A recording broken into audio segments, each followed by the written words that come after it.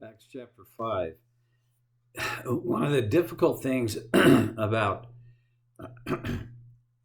excuse me, thinking our way through this pretty extensive narrative is that you can only do it chunk by chunk by chunk. And so keeping the whole story in our mind, it's essential in terms of understanding, and getting the whatever meaning there is in it. So uh, I know you know this. I'm reviewing it probably more for my benefit than yours.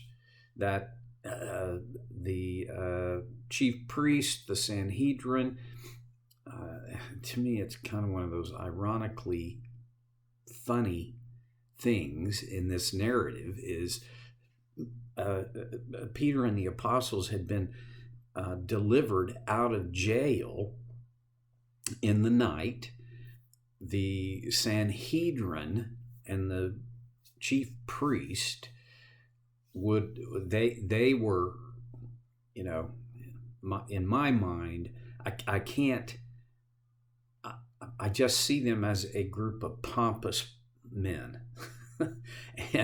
and they thought, bring in the morning, bring them in, these lower, less worthy, criminal, on and on, right? They weren't there. Instead, they were out in the temple court doing what the angel who delivered them told them to do. Pick it up right where he left off. So they brought them in. The Inquisition goes sideways, though, because Peter, man, he starts off strong. All right, you be the judge. Are we supposed to obey God or you? Well, that's kind of one of those questions. No matter, which direction they went with a genuine answer. It was not going to be a good thing for them.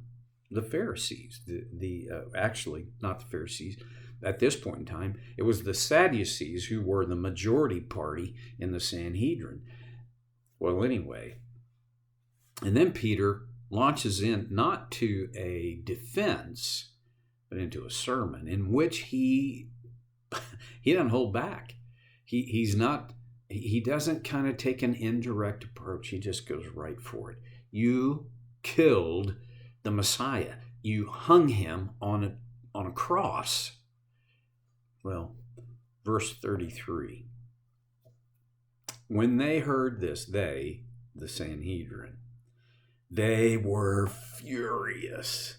How furious were they? They wanted to put them to death. Now, okay, these people were vindictive. They were not graceful. They were not open-minded. No, I mean, not at all. They were furious and wanted to put them to death. But now, this is one of the few Pharisees in the New Testament, in my reading of it, that I have some high regard for. But a Pharisee named Gamaliel, a teacher of the law, who was honored by all the people. Now, we're going to encounter later on another mention of Gamaliel, but that's quite a ways down the line. He was honored by all the people. He stood up in the Sanhedrin and ordered that the men be put outside for a little while. In other words, we need to have some dialogue in here without their presence. Okay. Then he addressed the Sanhedrin, and as I'm reading and thinking about how he addressed them, it just reinforces the fact of my admiration for Gamaliel. A wise person, not just a good teacher, but a wise person. No wonder he was respected by all the people. Listen, here's what he said. Men of Israel, consider carefully what you intend to do to these men. It's almost like Gamaliel saying, okay, boys, tap the brakes. Use your brain here. In my modern terminology, I'd say, okay, let your amygdala settle a little bit so you can think out of the front part of your brain. Well, consider carefully what you intend to do to these men. Some time ago, Theudas appeared claiming to be somebody, and about 400 men rallied to him. He was killed, and all his followers were dispersed, and it all came to nothing. After him, Judas the Galilean appeared in the days of the census and led a band of people in revolt. Oh, by the way, the days of the census. There's a strong possibility that Gamaliel is referring to an event that happened about when Jesus was born. Jesus was born at the time of the census. Could be. Just, anyway, Judas the Galilean appeared in the days of the census and led a band of people in revolt. He too was killed, and all his followers were scattered. Do you see a theme? Verse 38. Therefore, in the present case, I advise you, leave these men alone. Let them go. For if their purpose or activity is of human origin, it will fail. But if it is from God, you will not be able to stop these men. You will only find yourselves fighting against God. Wow. That doesn't sound like the other things we have read, the other reactions and responses we've read from Pharisees, and it certainly doesn't, it's not consistent with the emotional atmosphere in the room with the Sanhedrin in this moment. It's a voice of reason. Now, this is not the whole point, but it's a point worth making. Reason is often the missing piece in our emotional reactions. I think you could actually say reason is always the missing piece in our emotional reactions, and here's why. Because a reaction, there's no thought processing. There's no rational thinking through. There's a difference between reacting and responding.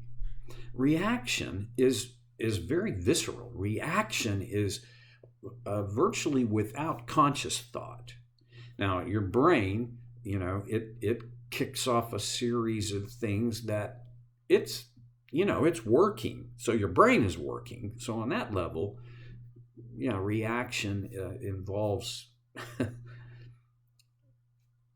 I would call it a subconscious thinking.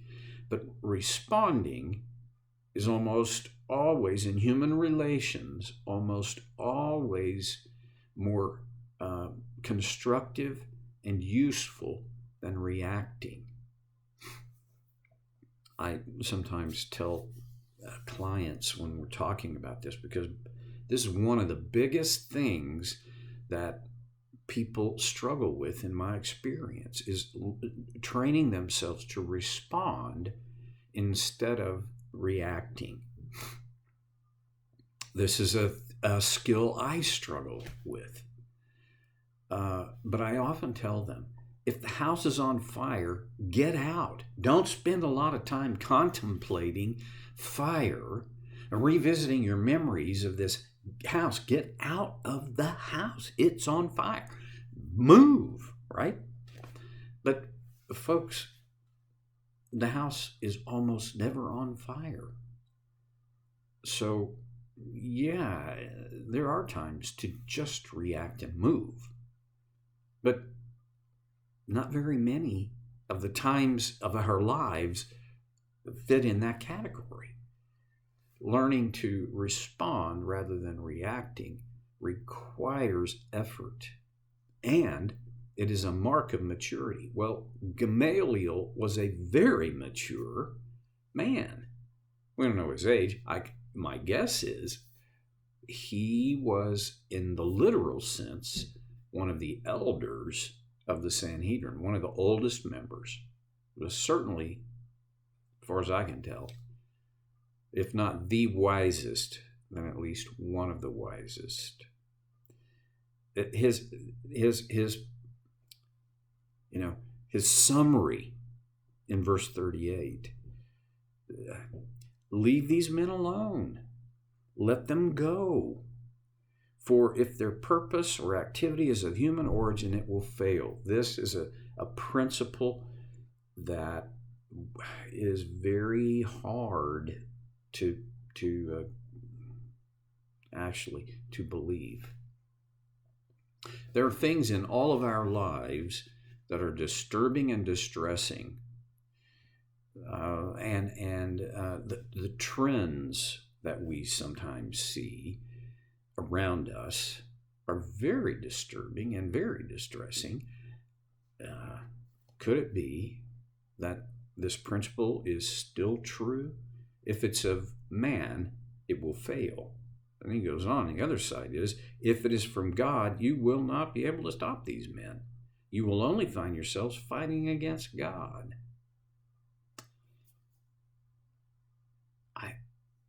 That's a principle that remains intact. God, well, I'm going to use a theological word here. God is sovereign. When anyone, including the devil himself, goes up against God, they will lose, always, 100% of the time, decisively. Now, apparently, the devil hasn't figured this out yet, because he continues to fight against God. But we already know, because if all you had was the book of Revelation, you could see, even in the symbolic language used, you can see Satan loses. Okay? Well, anytime an idea is from God, or a movement is from God, it will succeed. Now, what that means is, one of the things it means is, I need to be I need to be very serious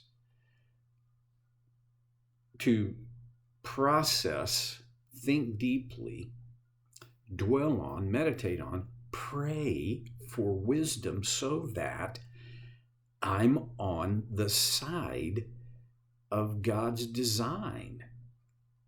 I want to attach myself to, more than just affiliate myself. I want to be a part of what God is doing, because that's not going to fail. I often have a struggle, kind of a wrestling match, between what I want and what God's design calls for. You probably don't, but I often do. And I don't have a quick and slick and easy way to manage to yield what I want to what God's design is. It begins with understanding God's design, and I'm still learning what that looks like, how it goes. Well, okay, maybe there's something in there for you today. At the very least, Gamaliel was a smart guy. I'll see you next time on Soul Care with Stevie Boy.